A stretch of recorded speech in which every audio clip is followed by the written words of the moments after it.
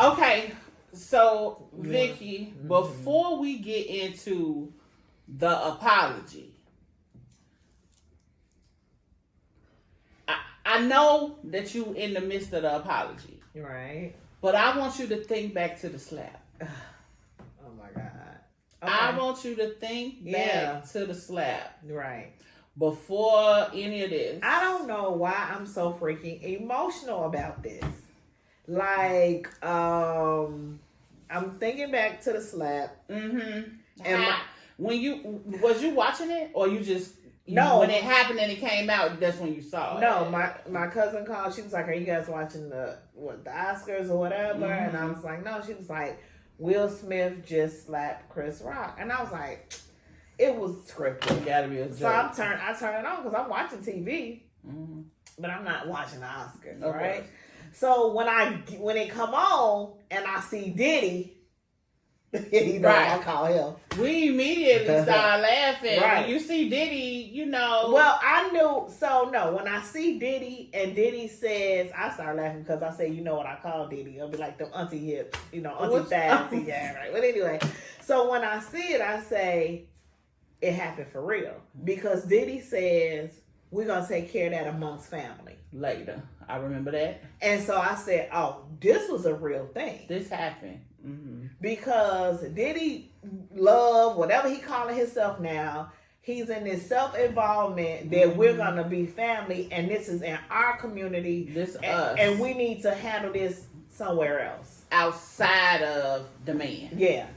So I was angry with Will. Mm-hmm. I was angry. I'm angry with you because you already know how hard it is for us to even get where you at. Mm-hmm. First of all, your wife did this whole week in a boycott the Oscars because you didn't get it, blah blah blah blah, and all this other stuff. I'm a huge Will Smith fan. You know what I'm saying? Like what he say, and I was watching the Discovery Channel and him going to all these different places, and when he jumped off the whatever, So when that happened, I was really also angry. You watched that when he jumped off the into Mount Rushmore or whatever it was. So did Listen, I was watching the Discovery episodes when he was going to the volcanoes and he was doing.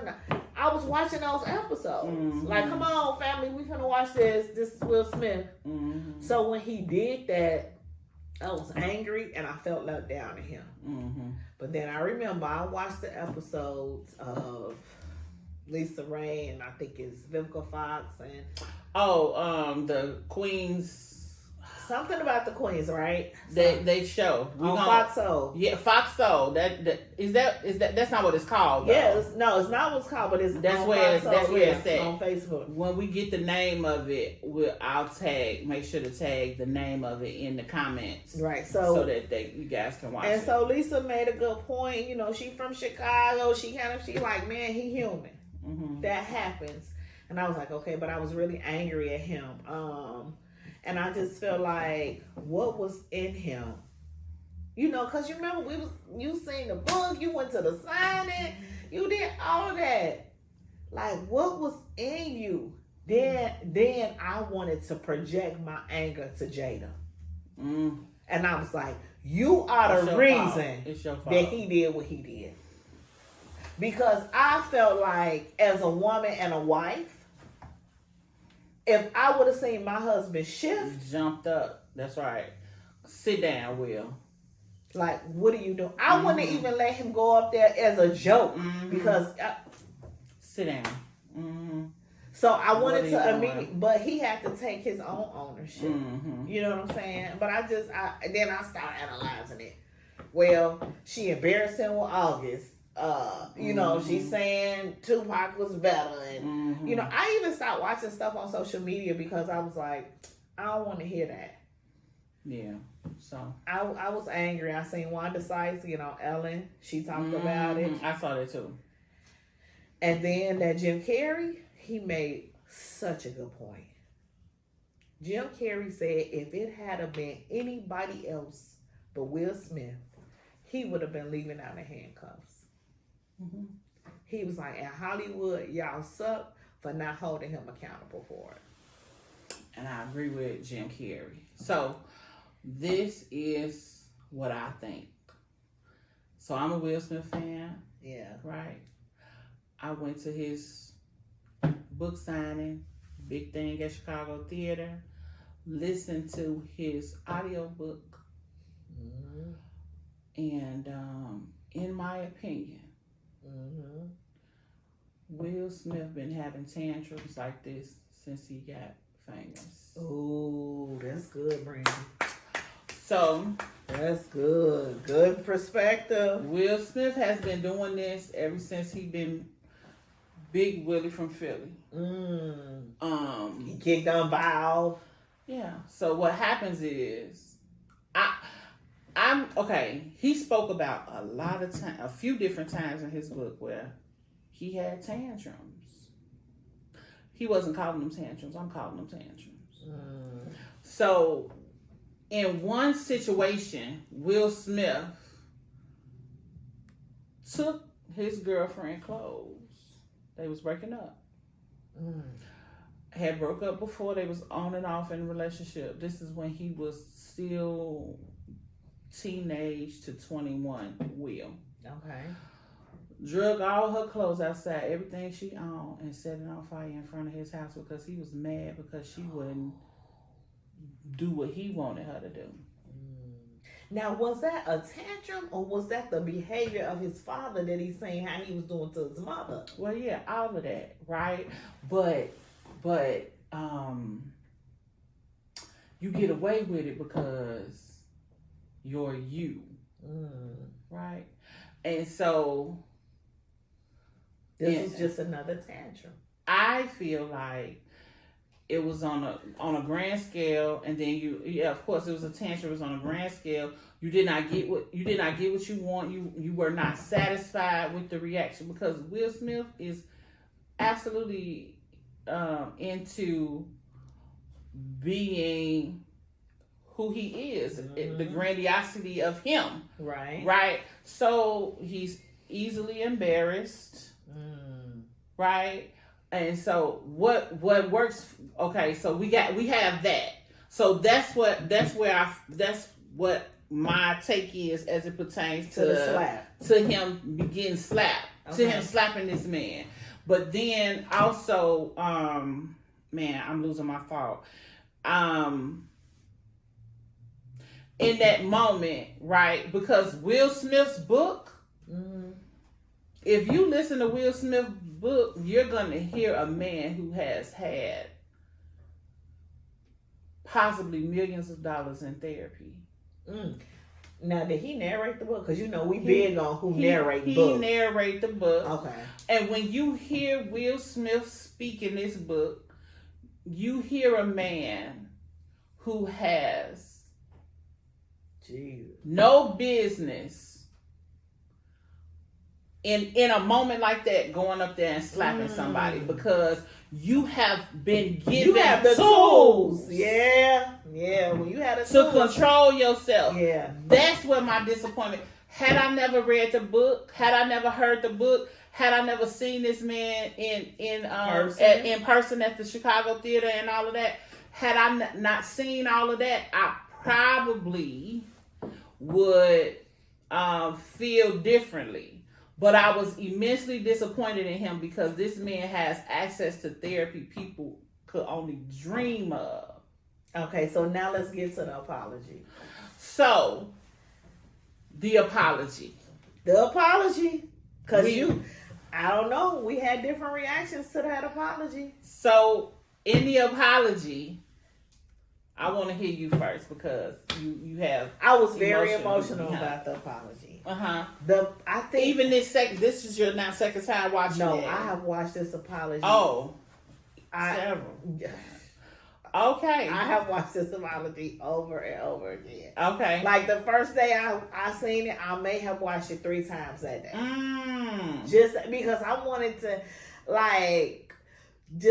hear. So he was even like, so what what he did was he gave people opportunities. He picked the questions, right? Or his people or whoever, right? But he still had to approve it, no matter who picked them. So I first heard it like, he full of it. You know what I'm saying? That was my first reaction, right? Then as I watched it again, I'm like, but what got me so emotional, what I can understand, I ain't had millions of dollars worth of therapy, just a couple of insurance policy. Insurance. You know, I know what you're saying. When he said, I didn't want to feel like a piece of shit. Yeah, I'm trying to figure out how to be sorry without feeling like a piece of shit. And so that's a person who's trying to compartmentalize what's happening. I'm still a human being. I made a mistake and I'm sorry for it. But what I'm not gonna do is what I'm fighting to not do is throw myself away. Because I've been there in a different man. I ain't slapped a friend, nothing like that. But I've had a trauma that happened and I apologize for it. And I'm like, I'm not gonna keep feeling like this with my apology. I've already apologized. Now it still have affected somebody else's life, right? But it's like, okay, let me stand in what I did. So that's the part I gravitated to. Will, I'm still rooting for you though. At the end of the day, I'm rooting for. So here's the thing. I'm like, Wally, I'm rooting for everybody black. I'm rooting for the manhood. I'm rooting for Chris and Will to have a conversation. I'm rooting for Tony Rock. I mean, I want the mother to be okay. You know, I want his family to be okay. This is not Hollywood. This is human. So for me, I watched the apology. So when I watched it, I only watched it twice. Once before. No, I'm sorry. I watched it 3 times. Okay. So the first time I watched it, my immediate, even as I'm watching it, I'm saying, I need to feel something, Will. And I need to not feel what I feel when I watch The Pursuit of Happiness. Oh, like he acted. Exactly. I didn't feel that. You felt like that? I wanted to make sure that I didn't, and I didn't. So because I didn't, I was able to rock with it. I'm like, but okay. Then I also felt, and I don't mean to cut you off, but like when you saying like, this is how I need to feel, and I'm like, well, who are we to say we should feel any type of way? We are the reason he's who he is. Yeah. That's why he felt the need to get on the internet and say anything to us. Right. Because we made him. He made the decision to become, he said in his book, he went and talked to, they called them the 3 wise men in Hollywood. Schwarzenegger, Stallone, De Niro. Them the 3 wise men. He went to the 3 wise men and he said, I want to be. I don't think he called them the 3 wise men in the book, but I know that they've been known to be that. And he went to them and said, I want to be the biggest movie star in the world. And they told him how to do it. Right? So that's what you wanted to be. That's who you are. And then you do something like this. You should be apologizing to us. I got you. That's how I feel. You should, because dude, you just left Chicago. You just left Chicago. Like, I felt like he had just left my house. You felt like, right, that was so personal. Like, it was like your uncle or something. Like, dude, your brother, like, we just had this conversation. Yeah, then you go do this, and we didn't talk about it. I'm like, Tyra, I was running for you. Right. Like what? I'm like, I felt like Viola Davis on Fences. I had one to start. All that. I'm like, how could he? So I did not feel like he was acting. I felt like it was sincere. He was sincere, and I do feel like he's remorseful.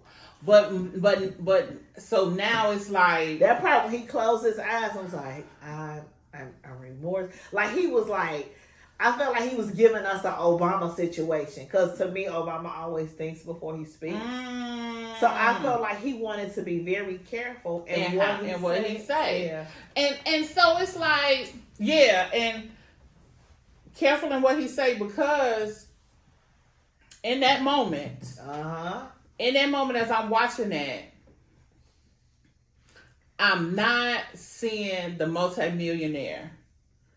I'm not seeing the man with all this juice and clout. I was seeing a human. What's his name? Wilbert? His name's Willard. Willard. So you were saying Willard. At least that's what Jada. I don't even remember if that's his name for real. But I'm just saying, that's why I was glad he came kind of scruffy. Yeah. And I just, but I'm like, I guess when I watch it, I get sad because I'm consistently trying to figure out, where do we go from here? I understand why you having a hard time getting back on the internet. When you put this stuff, you're trying to ease your way. Because like now, you testing the water, like, is it okay? Yeah. So what did you think about, did you read the comments for the apology? No. So I did. I read what Jamie Foxx said. What did he say? That was good. So Jamie said, and let me just pull it up because I want to just be accurate, right? I hope you're able to get to it. Yeah, I'm able to get to it because I told you I didn't read this. I mean, I done seen it 100 times. So Jamie said, "Love you, bro. We love you. You still that young man from Philly that we fell in love with a long time ago. You forever will be Big Willie to me. Your true fans have never stopped loving you. We with you through the good, the bad, and the indifferent. And we look forward to seeing you and Chris Rock." He added Chris. Patch that S up. Okay. So, people, MC Light said we love you. Of course, Jazzy sent them hearts. Now I didn't see my boy Quest. He never said nothing else. I don't know who else, was up for an Oscar that night, but I was like, okay, because ultimately he apologized to Quest too. Yeah. And his other colleague. Because I just feel like the lady Ajanou Ellis, or Ajané, I'm not which way to go, but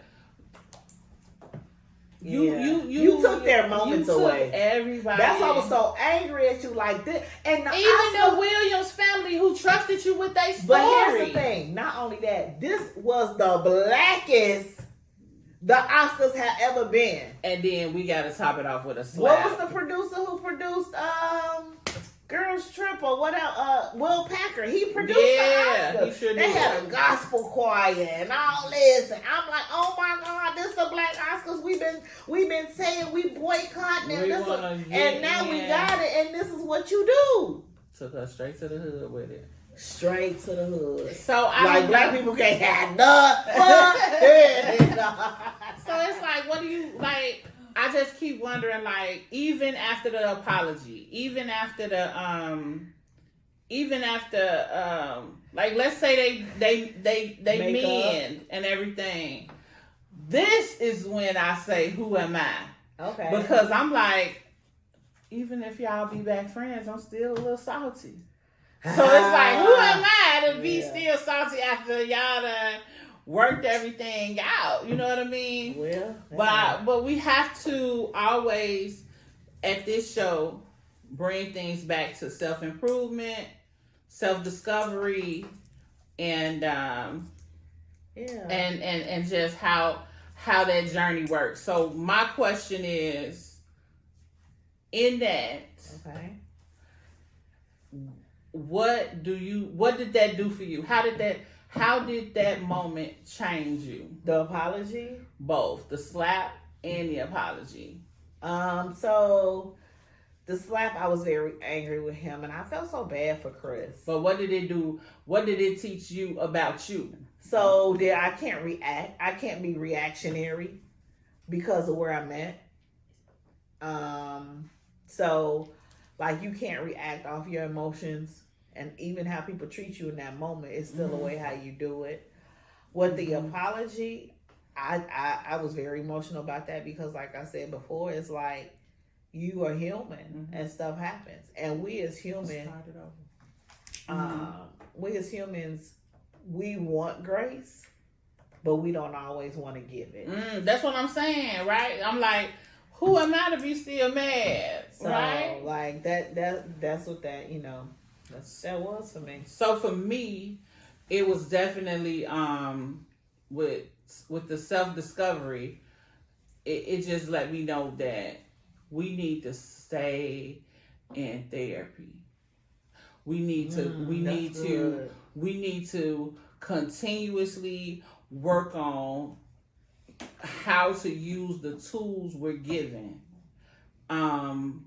Because what happens is like what I feel like may have happened with Will is he lost sight of his tools in that moment because the moment was so big. It was huge. And then you look over at your wife and you see this disgust and all this stuff runs through you. You become this little bitty kid again, and then all the stuff that the therapist has taught you for whatever reason, because it's on such a grand scale, you don't use your tools.